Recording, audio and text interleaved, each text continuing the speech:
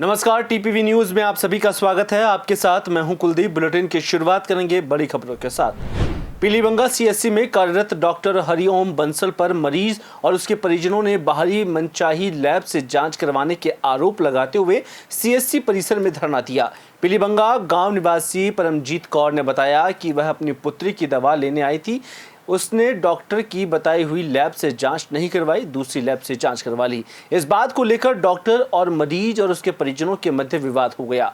मरीज और उसके परिजन सीएससी परिसर में धरने पर बैठ गए। वहीं सीएमएचओ ने इस मामले को लेकर जांच के आदेश दिए हैं। सीएससी में मरीज और डॉक्टर के बीच विवाद की स्थिति है।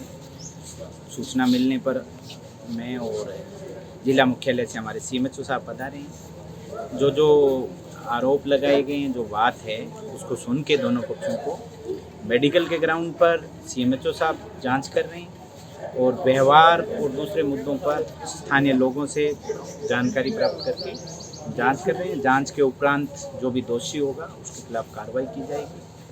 और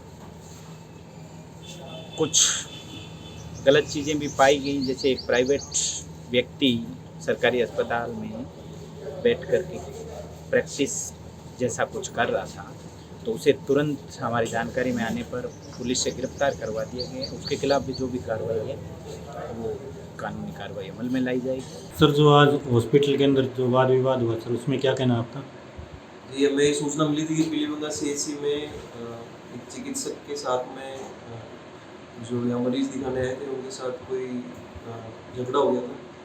तो उसी के तहत देखने आए थे, तो वो एक महिला अपने बच्चे के साथ धरने में बैठी हुई थी। तो अभी एसडीएम साहब भी आए हुए थे, तो एसडीएम साहब के आगे हमने उससे बात की है, हमने संबंधित चिकित्सक से भी बात की है, उनके बयान अभी लिए हैं। तो जो भी इन दोनों ने अपना पक्ष रखा है उसमें जांच करते हुए अगर कोई भी गंभीर मामला है, अगर असंवेदनशीलता बरती गई है, तो हम निश्चित रूप से कार्रवाई भी करेंगे। उसने डॉक्टर ने पहले तो बच्ची को अच्छी तरह से देखा, फिर उसने बोला कि जिसमें मेडिकल में दवाई लिखी है उससे लेना ना, वो की लेना जांच करवानी बच्ची की जी।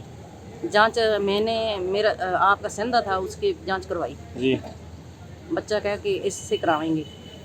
फिर जब डॉक्टर के पास गए तो उस एक और बैठा था जी, काले से कपड़ा वाला जी। उसने कहा मेरे को दिखाओ। वो कहता कि ये गलत कराया है, जहाँ भेजा था वहाँ गए नहीं। मैं कहा कोई बात नहीं, मेरे को पकड़ा दे, मैं डॉक्टर को दिखाऊंगी। क्या चल ठीक है, मैं 1 साल का इतने आंदा हूँ, तो डॉक्टर साहब 20 साल का है जी। मैं कहा कोई बात नहीं। डॉक्टर साहब आए, उसने देखा, डॉक्टर ने सिर मारा कि मेरे को तंग करते हो तुसी, जहाँ भेजा था वहाँ नहीं गई। मैं कहा डॉक्टर साहब क्या बात है, इसमें सरकारी हॉस्पिटल है, तो मैं जहाँ मर्जी हो वहीं कराएंगी। तो उसने फटाफट दवाई लिखी और बताया नहीं किया है, तो उसने पर्ची फेंक दी। मैंने ले लो इतो दवाई। मैंने दवाई ली और बच्चे के पास गए। बच्चे ने कहा कि जिस ली दवाई लेना है वो तो दवाई नहीं है जी। इसमें दर्द की है और एक एलर्जी की दवाई है। मैं पुठे वापस लेके गई, चलो अपन ले आएगी दोबारा। डॉक्टर साहब ने दिखाया, डॉक्टर साहब का 1 दिन में आराम नहीं आता जी। मैं क्या डॉक्टर साहब, मुंडा बोला कि डॉक्टर साहब जो दवाई लेने आए हैं वो बताओ केड़ी है, क्या बताऊं कि तेरे को जी। उसने फोन कढ़न लग गया मुंडा भी मैं आपके पापा को फोन करूं। उसने खड़ा होके कुर्सी से एक हाथ से गलमा पकड़ा छोरे दा, एक हाथ से फोन छीन लिया।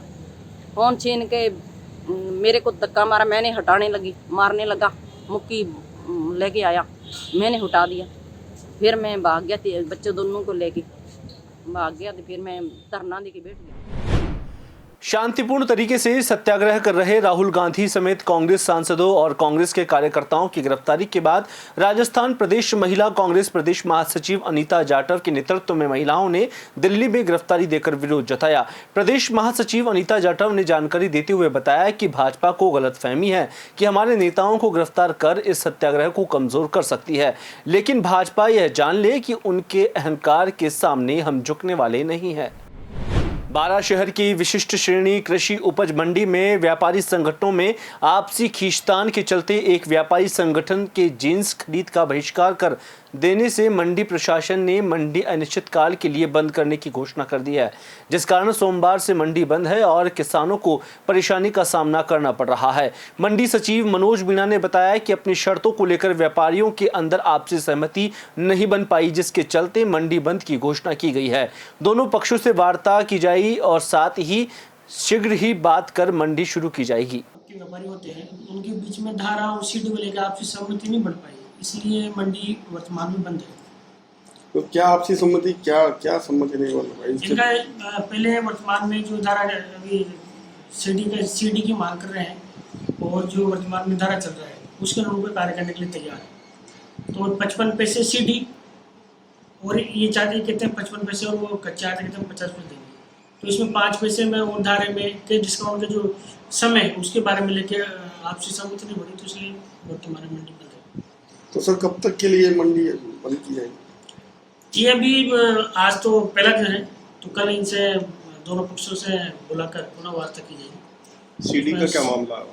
सीडी जैसे वो 2019 में जब 2.25% आड़त थी उस समय सीडी 55 पैसे हुआ करती थी, जो तत्कालीन जिला कलेक्टर मोदी ने करी।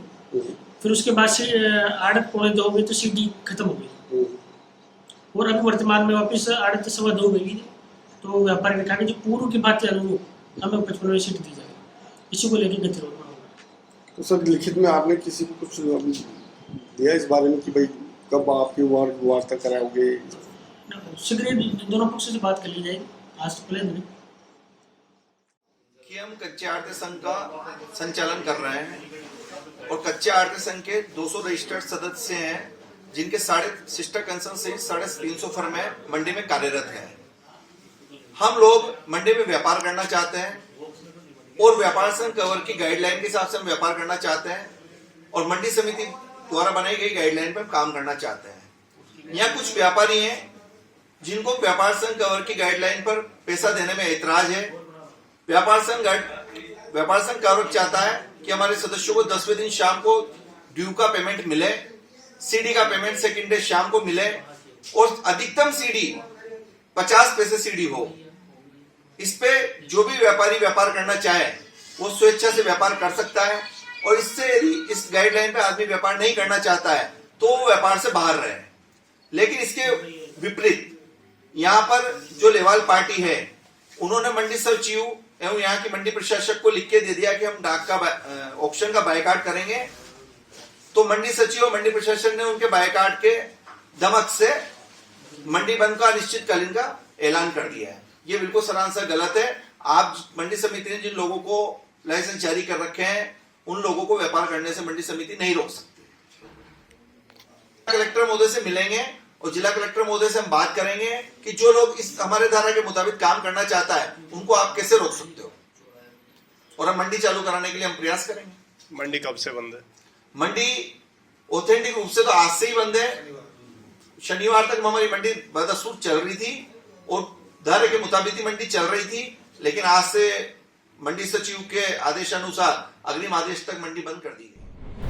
कोटा शहर के विज्ञान नगर थाना क्षेत्र में सोमवार को दूषित खाना खाने से अपना घर आश्रम में बीमार हुए 15 लोगों का इलाज मेडिकल कॉलेज अस्पताल में चल रहा है। एक मरीज की हालत गंभीर होने के चलते उसे आईसीयू में रखा गया है। बता दें कि सोमवार को कोटा अपना घर आश्रम पर फूड पॉइजन की वजह से 3 लोगों की मौत हो गई थी। फिलहाल विज्ञान नगर पुलिस ने इस पूरे मामले में अपनी जाँच प्रारंभ कर दी है।